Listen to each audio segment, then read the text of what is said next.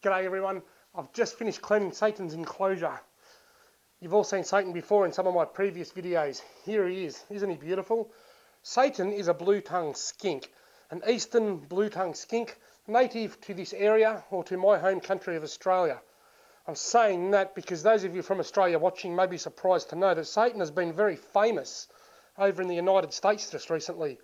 In fact, my most popular YouTube video has now racked up over 600,000 video views, and that is Yabbies for Satan, my pet blue-tongued lizard. Beautiful, aren't you, buddy? We have several different sorts of blue-tongued skinks here in Australia, but the eastern blue-tongue, which is this fella here, is the most common. In this area we have the blotched blue-tongue, which is just up in the high country a bit more, and we have the shingleback, which is out in sort of outback New South Wales a little bit more. We do get them a little bit north of here, but they don't usually come down this far. But these eastern blue-tongued skinks are very common in this area. Now I have just cleaned his enclosure. Let's see what his reaction is when we put him in. What do you reckon, mate? Now let me just tell you the difference between a skink and a dragon. They're both lizards, okay? Satan is a lizard. A goanna is a giant lizard. That's a monitor. We've got monitors, skinks and dragons, and also legless lizards here in Australia. A dragon likes to sit up high, frill his neck out quite often, get the heat from above.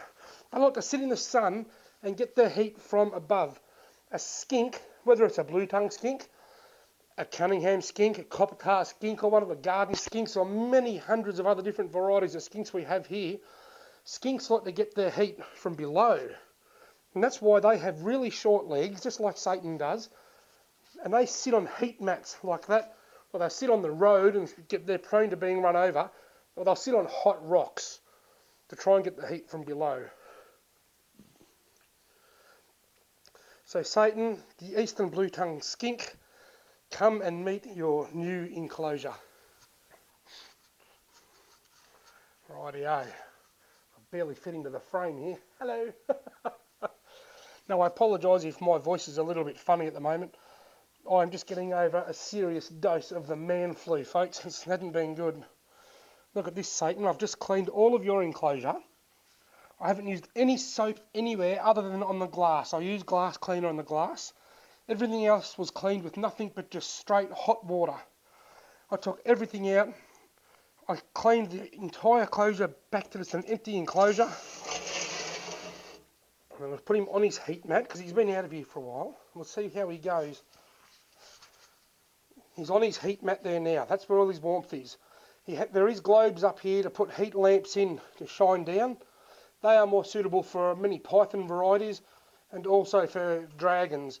And with bearded dragons, so you might put a rock under here so they can sit up high and get the heat from above.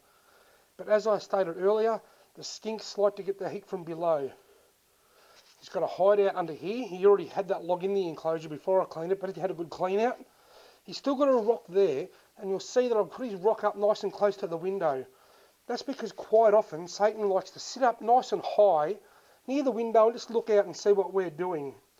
His water bowl is in the same spot. I've got a lot of this mossy stuff in here. In fact, I can tell you what that's called. He's got some Australian Jurassic reptile bark, made 100% pure Australian cypress for humidity-loving reptiles, for burrowing reptiles, naturally mould resistant.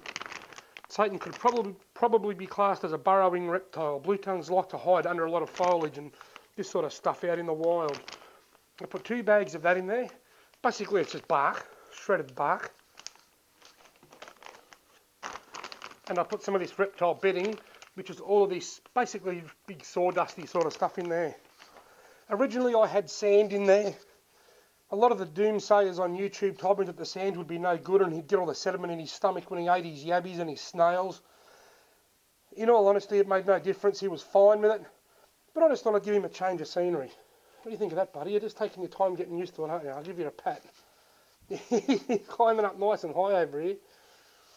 Gee, he's a beautiful lizard. He has never once even attempted to bite me or anybody.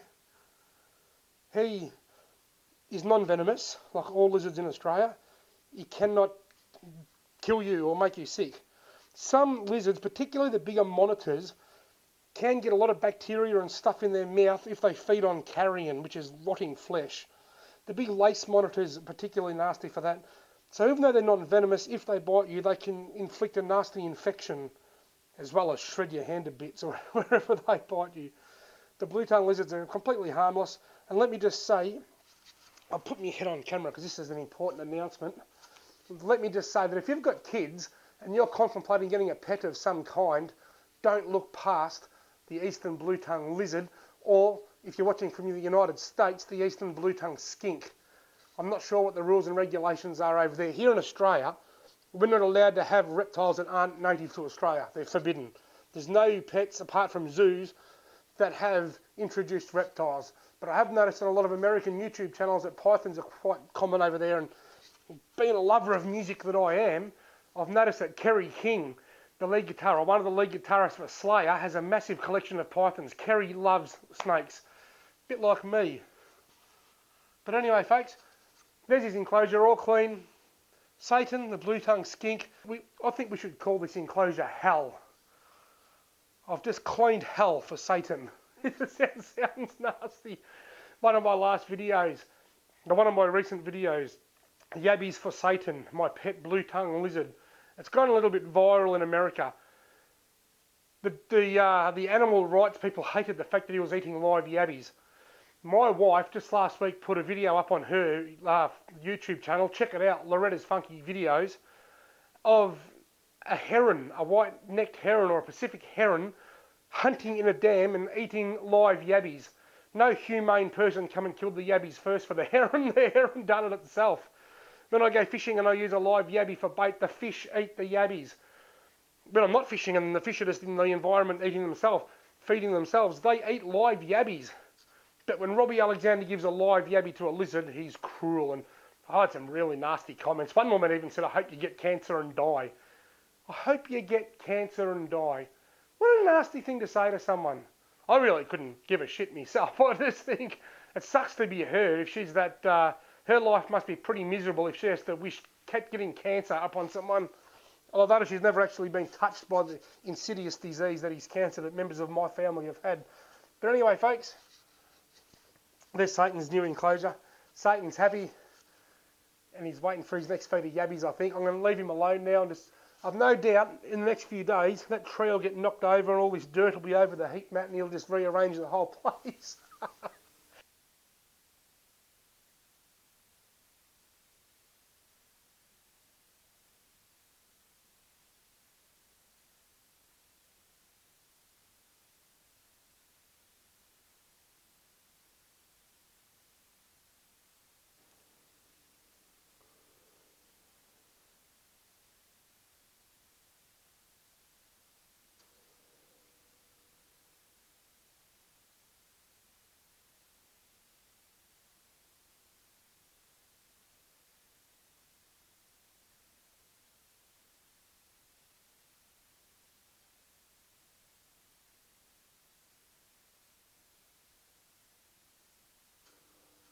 He's really sussing the place out now.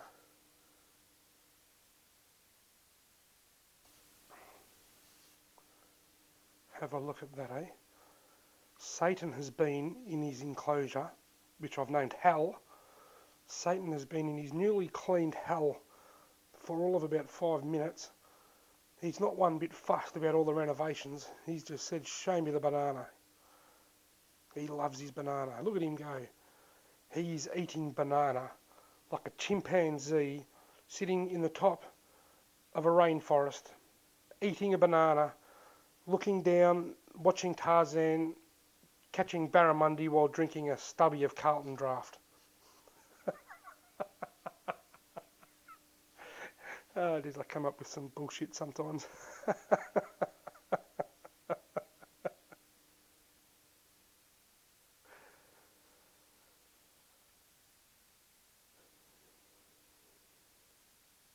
Here he goes. He's going for gold. Chomp. Banana, banana, banana, banana.